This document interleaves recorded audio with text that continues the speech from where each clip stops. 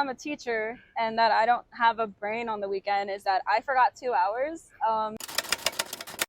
My name is Sarah Gonzalez. I am 25 and I am a ninth grade ELA teacher in Austin, Texas. What does it feel like to be a teacher? This is my fourth year teaching, and I feel like, I'm sure people have seen like the TikToks and like the teachers like talking about the like adventures we have. It is very unpredictable. You never know what you're gonna get. I'm gonna be honest, there's definitely days where I often find myself exhausted and kind of just questioning like, man, like, can I do this again? But then from like a more like relaxed perspective, I think being a teacher has really like brought out like the selfless side of me. It's really brought out like some defining qualities of myself, like, and like my passion for education. And like the students I've worked with, they have taught me a lot about myself and like shown me like, and this is gonna sound cheesy, but like really how bright the future is. Like you'd be like I often find myself thinking like, man, like how lucky I am that I get to like spend my day like educating like the future, because the kids, like, I mean, they're kids, right? So they act up and they do immature things, but they really do like make the job like fulfilling, I would say. What's your work schedule like?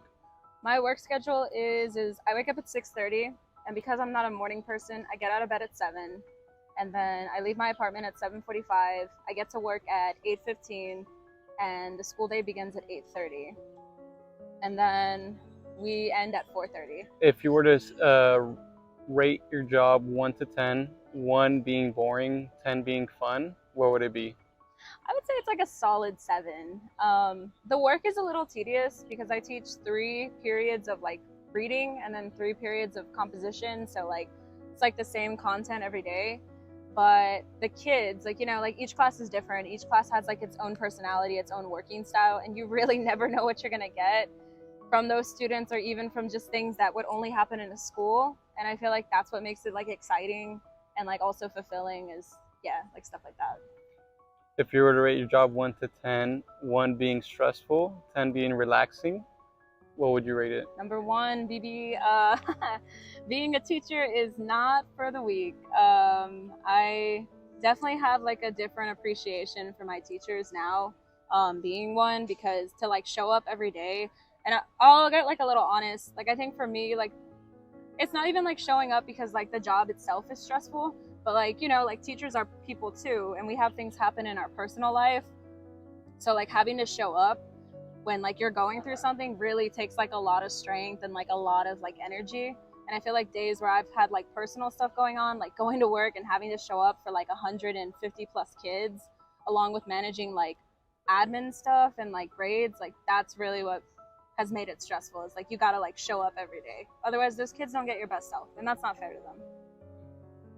Would you say you're practicing a healthy work-life balance right now? I think I am. I taught at another school last year, and I found myself kind of like really stressed, like stressed to the point where it was like unhealthy. And I feel like coming into like this new school with a new job has really allowed me to practice more healthier like work-life balance routines. So for example, my friend and I, we go walking every day, and instead of going straight home and just sitting down, like I do something physical to kind of like exert like whatever stress the day might have brought. And I have like a better sleeping routine, and I find myself doing more stuff outside of work related versus what I was doing last year. Would you change anything about your current time allocation? I think I would like to work less. While I appreciate going in at 8:30, like the 4:30, like I don't get home till 5:30 probably with traffic. So I feel like if I had like an extra hour in the day, I'd be dedicating that time to like more hobbies I have. So I like to do photography on the side. So I'd put more time into that, and like roaming around Austin and like taking like candids of people and like getting that film developed. And like I also do like writing on the side. So I find myself only able to do that on the weekends, and I would really like to do that on the weekdays. This is my work-life balance pie chart. So I spend a good 9 hours of teaching. That is from 8:30 to 5:30 on a good day. And then afterwards, I have some off time, and this is either like in the morning before work or after school. And what off time looks for me is sometimes it's like going to Target. My friend and I like to do what we call hot girl walks, which is where we go like walking and running at like the nearby trail, just to like, like debrief and stuff.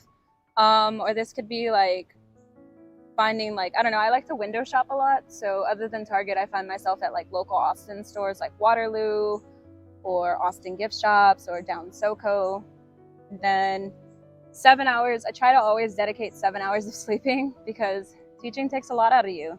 So if I'm not like getting like at least 7 hours, it's going to be a rough day. And then my last 3 hours, I kind of tried to divide them. I say 1 hour for eating because I like need to cook, and then like cleaning the kitchen, and then like actually sitting down and enjoying my meal. And then I put 1 hour for phone calls because I do like to call family members, whether that's my mom or like a friend who doesn't live nearby. I'll spend like an hour catching up with them. And then my last hour was for journaling and prepping. And this is more so like my before nighttime routine. So prepping, I mean like getting my outfit ready for work or filling up my water bottle. Journaling, I like to like kind of reflect on the day sometimes, especially if it's been like an exhausting day. And yeah, this is what my 24 hours look like.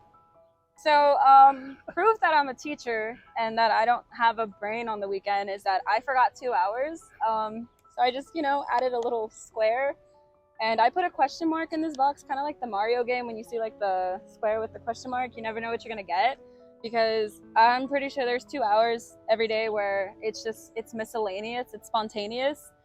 That rhymed. And I guess this means like it's time set aside for, I try to do something for myself once a week. So there will be like a time, I have an Alamo Drafthouse season pass, and sometimes I'll go watch a movie on the weekday. So that's what this 2 hours could be. I'm embarrassed to say this, but it low-key could be 2 hours on TikTok, like, or 2 hours just like scrolling on like YouTube, watching like a YouTube video a friend sent. Or it could be 2 hours of just, I don't know, maybe instead of 7 hours of sleep, I get 9. So yeah, that's officially my 24 hours. Do I need to redo everything? No, just Just like say I forgot? yeah. Okay.